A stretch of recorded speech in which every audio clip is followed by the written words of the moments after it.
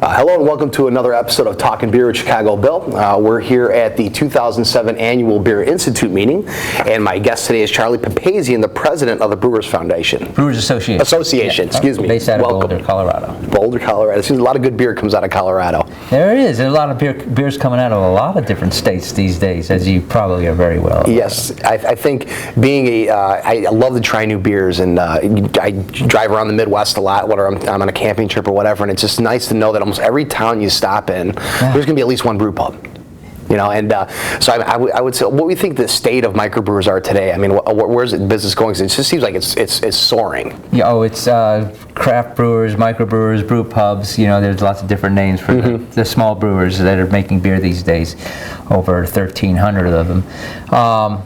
What's the state? Well, I know my state of mind is joy. That's for damn sure. But there's a lot of good stuff out there, and you know, my wife and I just took a road trip. We live in Colorado. We took a road trip up to Montana and through that area. We passed through some pretty remote areas, but it was always nice. You go into a grocery store, and you have the national brands there. You got the national craft brand, or the regional craft brands, the bigger craft brewers and such. But always you found the retail outlets seemed to be really supporting and carrying, and I guess obviously customers were wanting to try the beers of their local community. You know, local is the new organic. It's the local is also the new beer too. You know, I'm thinking there's a lot of appreciation for all that flavor and diversity and choice out there that we didn't have 30 years ago. Yep, and I know in the past, I mean, not going too bad, and if you wanted to get a beer from brew pub, you got a growler usually. Yeah. Because now you're right, more and more, even these little tiny brew pubs, you can find them in the local grocery store, and I think that's for beer lovers like us, that's a good thing. Yep, you were telling me earlier your favorite beers were really quite hoppy IPAs and pale ales, right? Yep. That's where you find them. And I was telling you that my wife and I brewed, she brewed a batch of IPA. I brewed a batch of IPA about a couple of months ago, and she brewed a batch of IPA for her 40th birthday. And I understand it's your 40th birthday today? Yes, it is. And what kind of beer did you brew? I didn't brew. I did receive as a gift. A good friend of mine brews, and he bought me an IPA kit. So when I get back to the Midwest, that's one of my first orders of business. So I'll email you and let you know how it turned out. It's my first. I mean, other than buying just the kit in the local Target store, this will be my first real brewing of beer. So I'm really looking forward to it. You're not nervous? No. Good. Not at all. Remember to relax. Don't worry and have a homebrew. No, not at all. Maybe find somebody else's homebrew to have when you're making it. If it turns out bad, I'll just go to the local store and buy a case of something good. Now, talking about home brewing, what advice would you give the new home brewer, somebody that wants to get started? I mean, there's so many different things you can buy. There's kits. I mean, what advice would you give someone just trying to get into home brewing? Well, usually, you have to have a reason to want to start home brewing, and for most people, you're not getting into it necessarily to save money, although. If you're paying lots of money for those expensive 6-packs and cases of beer, you're going to save some money. Yes. But I think it's just getting closer to the community of brewers and the brewers' art and that long, thousands of years of history of beer and brewing, and kind of getting a real understanding and feeling like how beer is made. Whether you drink, beer from the large breweries or your beer from your local small brewery, you really understand what they're going through. And once you get the knack of it and hang of it, and a lot of people get caught up with a passion, and you start making different styles of beer, and then you develop your own taste for beer, and you still usually go out to, when you're going out, you usually buy good beer. You want to enjoy the beer you like, not necessarily just beer for beer's sake, which was, the state of beer in this country quite a while ago. And you're going to develop a taste, and maybe you'll brew 15 times a year like I do, or maybe you'll brew 3 or 4 times a year. Maybe you'll brew for special, seasonal beers, maybe for Christmas, for gifts, for summertime, or you'll find a beer that you really like that just has that right balance of hops and malt and any other malt complex flavors that you might be interested in getting and that you can't find. You know, because there's hundreds of traditional styles of beer that are being made out there that have their origins in North America, from England, from Belgium, from Germany, but there are nuances that you can play with. Well, I love that beer I had in Germany, but I wish it had a little bit more hop character. Put a little bit more hop character and you can make it yourself. Yeah. I think one of the recipes, my friend, where you mentioned Christmas, I have an annual party, and one of the things I want to do is brew a special Christmas beer to serve. And I might even bottle it, give me another idea, bottle it and give people a label commemorizing it.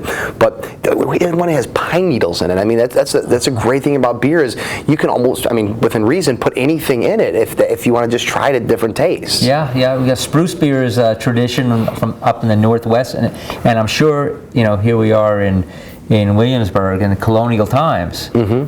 Spruce beer was one of the beers that the colonists made because they didn't have hops. They used spruce, the new growth from spruce tips, and it was probably a good thing they were doing that too because spruce tips have a lot of vitamin C, and in those days, you know, you get sick if you didn't have to get your daily supply of vitamin C, which was far and few between. So, you know, all these, you can explore all these different cool traditions that are, you know, you read about in books or learn from your buddies that, you know, used to be brewed, and brew them yourself. So it just proves again that beer is good for you, doesn't it? Yeah, it definitely is.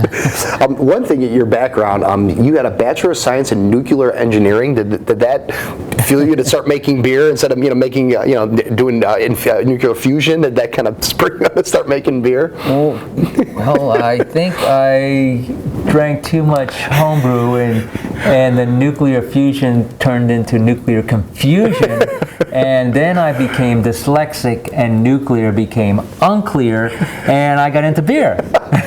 It makes perfect sense. Yeah, see? It all makes sense. Whether a bottle of beer, a few good beers. You know, here we are in Virginia, and right now, and I went back to Charlottesville, Virginia, which is 2 hours down the road from here. I haven't been back in 20 years. That's where I went to school. Things haven't changed too much there. They need a few more breweries. They have Star Hill Brewery down there, which just makes good beer, and there's a South Street pub downtown, brew pub. Yeah, I had my first home brew when I was a student here in Charlottesville, Virginia. It was a beer that was brought out of the basement of an old timer. He was there. He said, "I'll bring up the good stuff." And he went down, brought it. This is a year and a half old, you know, and it was essentially Prohibition style homebrew, which was you go to the supermarket, you get hop flavored malt extract, you dump it in, you add sugar, you add bread yeast, and you stir it with whatever, and you ferment it and you bottle it. And boy, did that stuff taste pretty wretched. You know, the first time I made it, it went down the tubes. Not this tube. It went down the drain.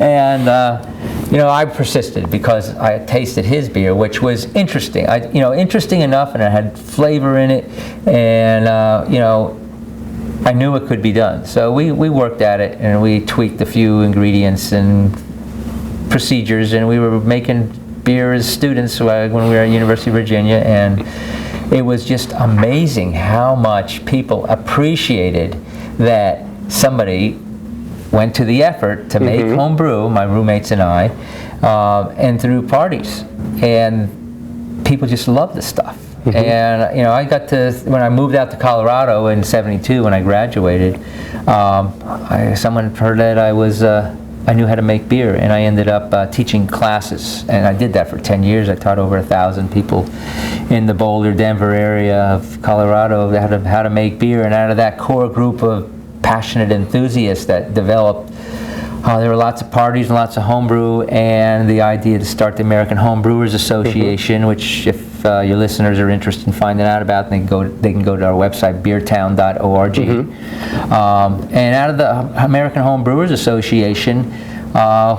sprang the Great American Beer Festival. The first couple of Great American Beer Festivals was actually put on by the American Home Brewers Association, and then microbrewers started emerging in the early '80s, and we started an organization for them called the Institute for Brewing Studies, which now has all kind of evolved. The Home Brewers Association is still involved with the Brewers Association as a division, but we have a Craft Brewers Association, or a trade association, that looks after the special interests and unique interests of small businesses making beer and creating choice for beer drinkers.